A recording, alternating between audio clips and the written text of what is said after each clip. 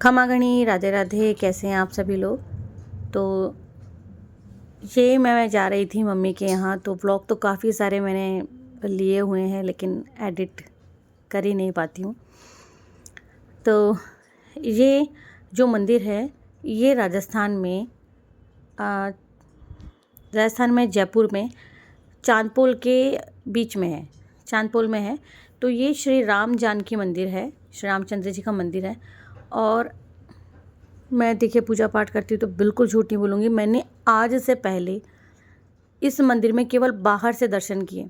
और मतलब मैं अपने आप को अभागी समझती हूँ कि बिल्कुल बाहर से मैं निकलती थी, बचपन से लेके आज मैं इतनी बड़ी हो गई हूँ तब भी मैं कभी इस मंदिर में नहीं आ पाई। मैं वास्तव में खुद को अभागी समझती हूँ। लेकिन न जाने ऐसा क्या हुआ कि मैं मम्मी के यहाँ जा रही थी तो मैं गोविंद देव जी के दर्शन को जा रही थी। लेकिन उस दिन हुआ ऐसा कि मैं गोविंद देव जी के दर्शन ना जा कर के इसके पास में से निकल गई, क्योंकि एक पुरोहित ने मुझे कहा था कि माता जी प्रसादी ले लो। तो मैंने कहा कि पंडित जी मैं प्रसादी तो ग्रहण करके आई हूँ घर से और बिल्कुल मेरे पेट में, बट मैं भगवान जी के दर्शन ज़रूर से करूँगी। ऐसा कह के मैं अंदर आ गई थी। और जब मैंने यहाँ आके देखा तो ये मंदिर इतना बड़ा था, यहाँ का प्रांगण इतना बड़ा, बहुत बड़ा मंदिर था। और जो प्रतिमा थी ना राम जानकी की, लक्ष्मण की, ये अद्भुत दर्शन थे, मतलब मैं बता नहीं सकती आपको, बहुत सुंदर थे। फिर मैं थोड़ी देर यहाँ बैठी, बाहर निकली, फिर थोड़ा सा दिखाने की कोशिश कर रही थी कि देखो मंदिर इतना बड़ा है, इतना विशाल मंदिर है। और ऐसा नहीं है कि मुझे पता नहीं था कि ये मंदिर है, बट हाँ जिस दिन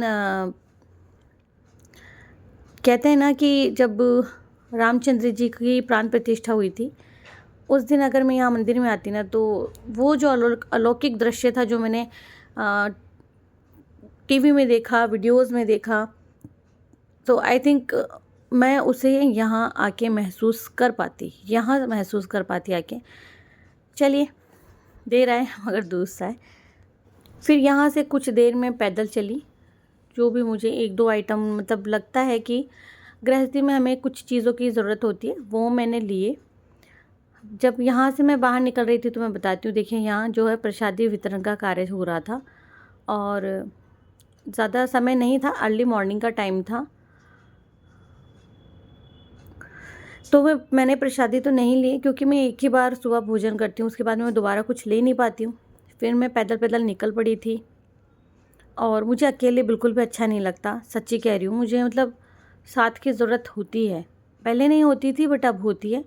मतलब मुझे थोड़ा सा तो क्या मतलब, मुझे थोड़ा सा अजीब लगता है, पहले नहीं था ऐसा कुछ। और फिर चलिए, क्योंकि कान्हा तो नानी के यहाँ गया हुआ था तो मुझे उसी को लेने जाना था। तो ये वीडियो 10 से 12 दिन पुरानी है। फिर मैं घर पहुंची थी, मम्मी और नीतू, और मैंने ध्यान ही नहीं दिया। मुझे तो अभी पता लगा है कि मम्मी वीडियो में बाय कर रही थी और मैंने मोबाइल अपनी तरफ घुमा लिया था। एक्चुअली मुझे नाक पर बहुत खुजली हो रही थी तो मैं बार बार उसे खुजली कर रही थी। पर रियल में अगर मुझे पता होता कि मम्मी हाय या बाय कुछ कर रही है तो मैं मम्मी की तरफ को मोबाइल करती और मम्मी जो भी कुछ कहती मैं उसे सुनती। तो इस तरह देखिए, फिर मम्मी ने वापस किया है, चलो अच्छा। तो घर पे रही, बहुत अच्छा भी लगा, क्योंकि मैं सैटरडे गई थी, सैटरडे को शाम ही हो गई थी। और जो भी बातचीत की वो मैंने डाउन कर दी, क्योंकि कूलर पंखे की इनकी आवाज़, और नहीं शायद हाँ कूलर चल रहा था तो फिर मैंने डाउन कर दी थी, क्योंकि उसकी आवाज़ से थोड़ा सा मुझे लग रहा था कि मेरी आवाज़ कम आ रही है। फिर मैं थोड़ी देर तो मैं बैठी, फिर मैंने चेंज वगैरह किया, और जब मैं जाके बैठी तो मम्मी मेरे लिए गोलगप्पे बनाने लगी। और अच्छे बने थे गोलगप्पे, क्योंकि मैं बहुत कम जाती हूँ और मैं चाहे कम जाऊँ चाहे ज़्यादा जाऊँ, मतलब मम्मी, भाभी, भैया, पापा, मतलब सब मुझे इतना प्यार करते हैं कि मेरे जाने से पहले मुझसे पूछने लग जाते हैं कि तुझे क्या खाना है। ये मैं केवल वीडियो के लिए नहीं बोल रही हूँ, ये एक सच्चाई है। शायद मैं कम बोल रही हूँ, मुझे ऐसा लग रहा है मैं कम बोल रही हूँ, क्योंकि अगर गलती से मेरे मुंह से निकल भी जाता है ना कि आज मेरा खाने का ये मन है, तो हस्बैंड तो मुझे प्यार करते ही करते हैं, वो तो मेरी हर एक इच्छा का ध्यान रखते रखते, लेकिन मम्मी पापा मतलब अगर उनको पता भी लग जाता है तो वो वहीं से पैसे भी डलवा देते हैं। मतलब आजकल गूगल पे फ़ोनपे का ज़माना है। तो या बाइक मतलब ऐसे खाना बुक नहीं करवाते ज़ोमैटो वगैरह से, तो वैसे भी भिजवा देते हैं। तो मतलब मेरे लिए तो ऐसा नहीं है कि मैं गई हूँ तो कुछ स्पेशल बन रहा है। और पापा तो बहुत सारी चीज़ों के लिए पूछ रहे थे। मम्मी पूछ ही रही थी कि क्या खाएगी बता दे, क्या खाएगी। भाभी बोल रही थी दीदी बता दो क्या अलग से खाना है। फ़ोन करके भी भाभी ने भी पूछा, लेकिन अब मेरे पास एक ही पेट है। अगर 2-4 पेट होते तो मैं 2-4 चीज़ें भी बता देती। फिर शाम को गोलगप्पे खाए थे हम लोगों ने। ये देखिए काना, और काना ऐसा लग रहा था जैसे उसे मेरे जाने से कोई फ़र्क ही नहीं पड़ रहा हो, बदमाश। क्योंकि वैसे तो मुझे याद कर रहा था, और जब मैं पहुंच गई तो उसे कोई फ़र्क ही नहीं पड़ रहा था। और जब वहाँ से आया मेरे साथ में तो रोने लगा।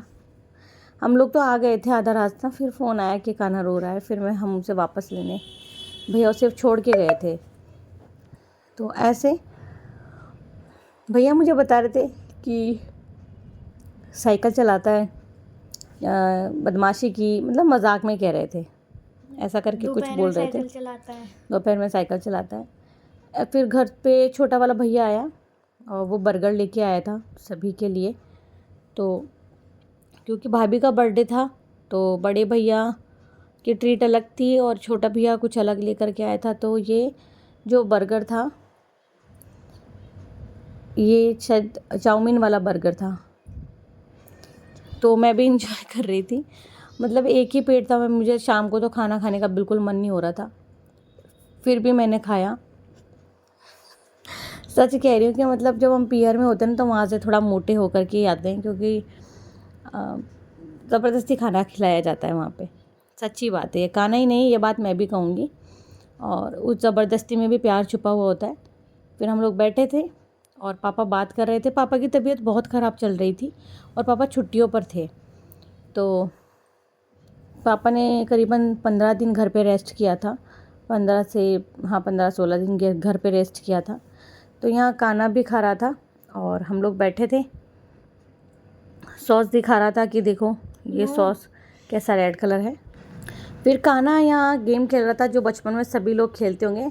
काफ़ी सारे लोग होते तो बहुत अच्छा लगता है। और मैं तो बहुत थकी हुई सी थी। नेक्स्ट डे की बात थी आई थिंक, ये नहीं शायद दूसरे दिन, सेम डे वाले दिन की बात थी। तो मैं तो केवल वीडियो बना रही थी और कान्हा और अपनी मौसी और नानी के साथ में खेल रहा था। तो मेरी तो भाई हिम्मत नहीं थी कि मैं भी खड़े होकर खेलूँ, मैं तो बस वीडियो बना रही थी। और कान्हा को इसीलिए नानी का घर अच्छा लगता है क्योंकि यहाँ मैं उसके साथ में खेल नहीं पाती। और ऐसा नहीं है कि नीतू भी बहुत हेल्दी है, मम्मी भी है, लेकिन कान्हा के लिए वो कुछ भी करेंगे, मतलब कुछ भी का मतलब कुछ भी करेंगे। और उसकी तबीयत, नीतू की तबीयत भी थोड़ा ऐसे थी, डाउन सी थी, बट वो भी उसके साथ में खेल रही थी। फिर मूवी हमने सारी देखी। करीबन रात के बज गए थे मूवी देखकर सोते सोते हमें 2:30 यानी 2.5 का टाइम हो गया था। और सुबह जब अर्ली मॉर्निंग हम लोग जागे तो बहुत लेट हो गए थे, कहने का मतलब 7 के आसपास का समय हो गया था। तो मूवी तो हम ऐसे आराम से लेट करके देख रहे थे और सब लोग बाहर एक ही जगह एसी में ही सोए थे। तो यहाँ फिर अगले दिन का टाइम, मतलब सुबह मैंने जैसे पूजा पाठ की, अपनी कहानी वानी सब कुछ कंप्लीट की। और उसके बाद में यही मैंने बैठे रहने का थोड़ा सा ही शूट किया था। नहीं, शूट मैंने बहुत कुछ किया था, बट मैंने कहा ना किसी कारण से मुझे वो कट करना पड़ा। तो 27 मिनट के वीडियोस मैंने कट किए हैं। यहाँ भैया और भाभी जो है दोनों चीले बना रहे थे। और भैया हमेशा ही किचन में हेल्प करता है भाभी की, जब अच्छा खाना बना लेता है वो भी। तो अच्छे बनाए थे चीले, बहुत अच्छे बने थे। और सब लोगों ने खाना खाया। फिर था हमारा जाने का जो प्लान था, वो था अक्षय पात्र। हम लोग ठीक है, हम लोग तैयार भी हो गए थे, लेकिन हम लोग जा ही नहीं पाए थे। और फिर हम लोगों को अक्षय पात्र जाने का समय मिला था अगले रविवार, यानी कि 7 दिन छोड़ के, 7 दिन के बाद में। वीडियो आपके पास ये वाला लेट पहुंच रहा है, लेकिन कहते हैं ना, मंदिर हो या किसी का घर हो, जब तक आपका अन्न जल या आपका जाना वहाँ नहीं लिखा हुआ है तब तक आप नहीं जा पाते हो। फिर ये था नेक्स्ट डे, यानी कि मंडे वाला डे। और मैं अपना बैग रेडी कर रही थी घर आने के लिए। कान्हा को छोड़ के आ रही थी, लेकिन जैसे ही आधे रास्ते तक हम पहुँचे तो कॉल आ गया था भैया का कि मैं कान्हा को लेके आ रहा हूँ, वो रो रहा है, वो नहीं रह रहा। और हम लौट आए थे अपने घर पे। चलिए मिलती हूँ नेक्स्ट व्लॉग में। राधे राधे।